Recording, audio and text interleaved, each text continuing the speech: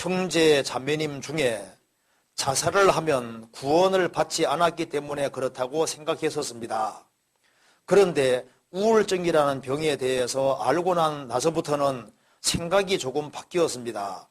구원받은 사람이 우울증과 같은 정신병으로 인해 자살하게 된다면 그 영혼은 어떻게 될까요? 자, 구원받은 사람은 자살 안 할 겁니다. 그렇잖아요. 구원받은 사람이 어떻게 자살해요? 그리고 성경에서는 그의 열매로 그들을 안다고 하셨습니다.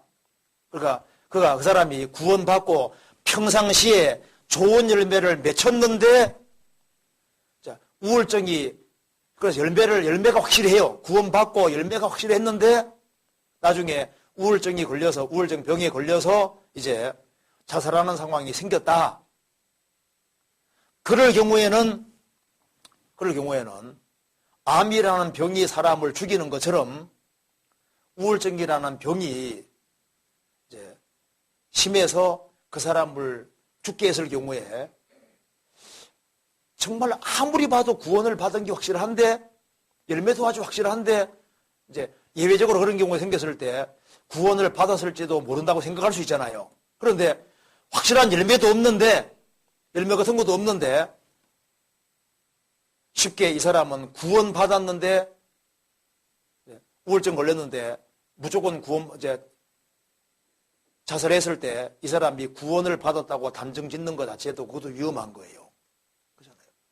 그러니까, 최종적으로는 주님 앞에 가봐야 주님이 정확히 아시는 거예요. 그렇잖아요. 정확히 아시는 거고. 그래서, 이제, 구원받은 간정만 있고 실질적인 삶이 없는데 우울증을 자살했다. 그럼 그건 우리는 모르는 겁니다.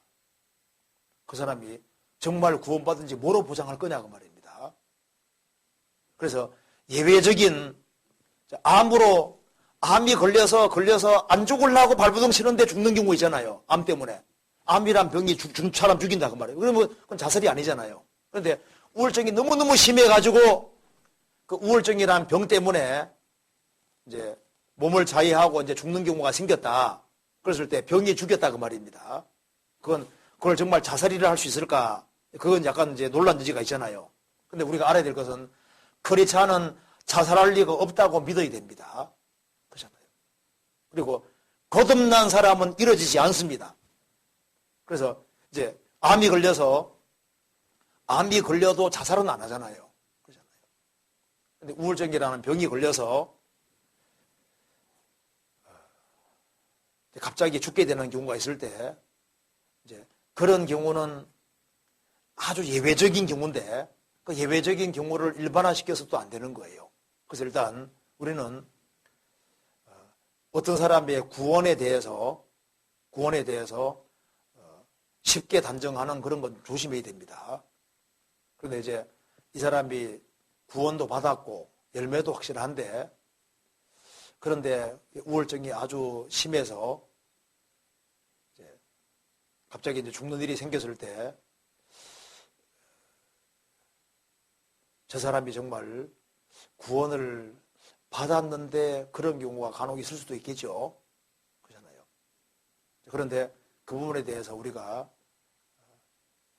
이 사람은 구원이다 아니다 이런 것을 단정하지 말고 하나님께 일단 맡기는 게 좋을 거예요. 그리고 이제 일단은 어떤 우울증이 걸린 사람이 있을 때요, 전화 걸려오거든요.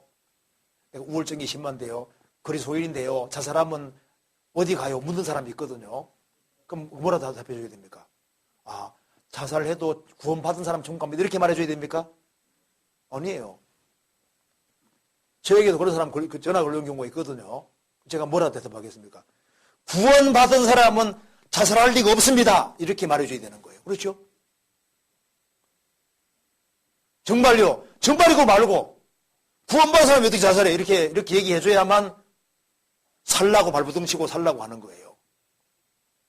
그런데 구원받아도 자살하면 천당 갑니다. 이렇게 말해주면요. 그래가지고 이제 아이고 살기 싫은데 그냥 목숨 이렇게 붙이기면 안 되잖아요. 그렇죠? 무슨 이해되시죠? 정말 답해줄 때 조심해야 되는 겁니다.